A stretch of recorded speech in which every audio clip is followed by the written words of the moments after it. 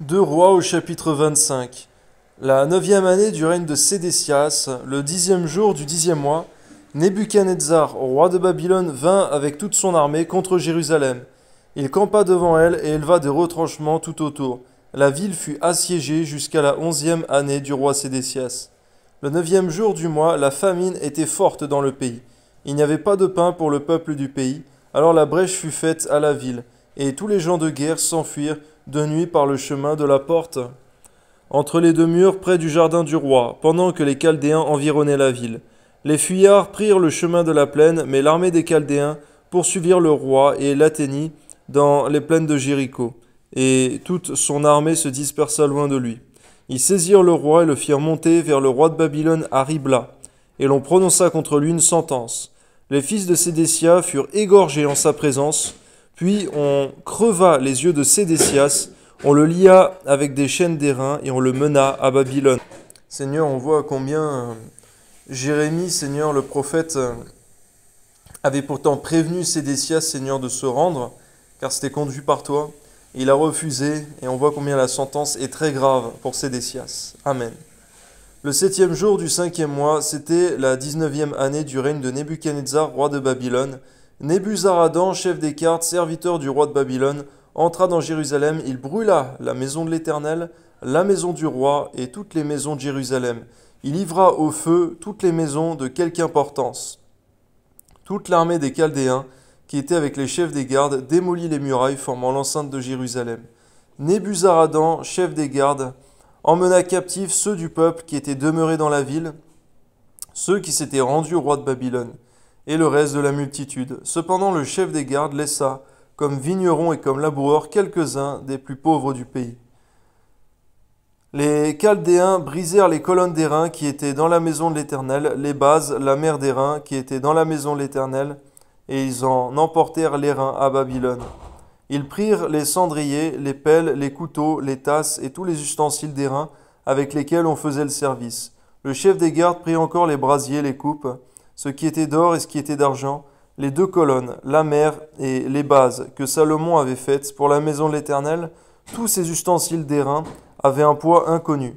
La hauteur d'une colonne était de 18 coudées, et il y avait au-dessus un chapiteau d'airain dont la hauteur était de 3 coudées. Autour du chapiteau, il y avait un treillis et des grenades, le tout d'airain. Il était de même pour la seconde colonne avec le treillis. Le chef des gardes prit Séraja, le grand sacrificateur, Sophonie, le second sacrificateur, et les 3 gardiens du seuil.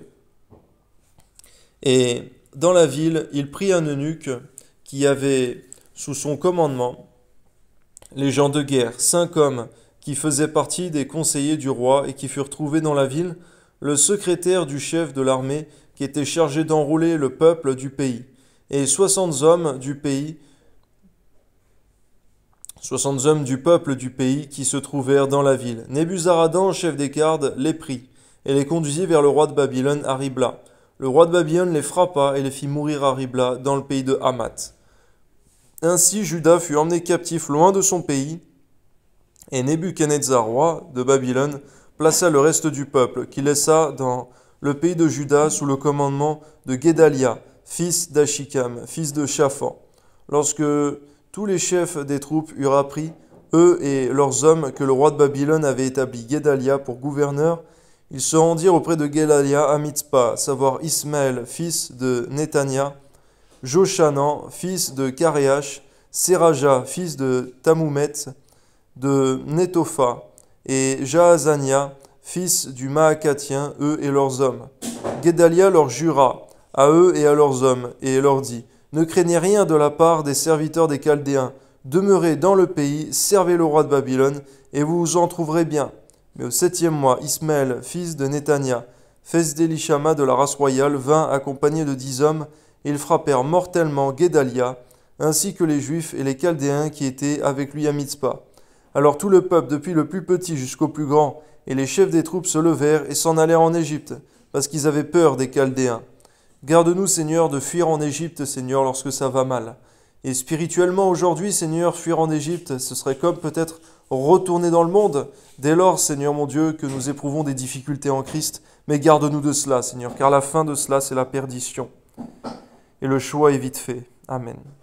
La 37e année de la captivité de Joachim, roi de Juda, le 27e jour du 12e mois, Évil-Mérodach, roi de Babylone, dans la première année de son règne, releva la tête de Joachim, roi de Juda, et le tira de prison. Il lui parla avec bonté, et le mit sur son trône, au-dessus du trône des rois qui étaient avec lui à Babylone. Il lui fit changer ses vêtements de prison, et Joachim mangea toujours à sa table, tout le temps de sa vie. Le roi pourvut constamment à son entretien journalier, tout le temps de sa vie. Merci Seigneur mon Dieu pour la bonté que tu suscites, même dans le cœur de ceux qui se font nos adversaires. Sois béni Seigneur dans le nom de Jésus. Amen.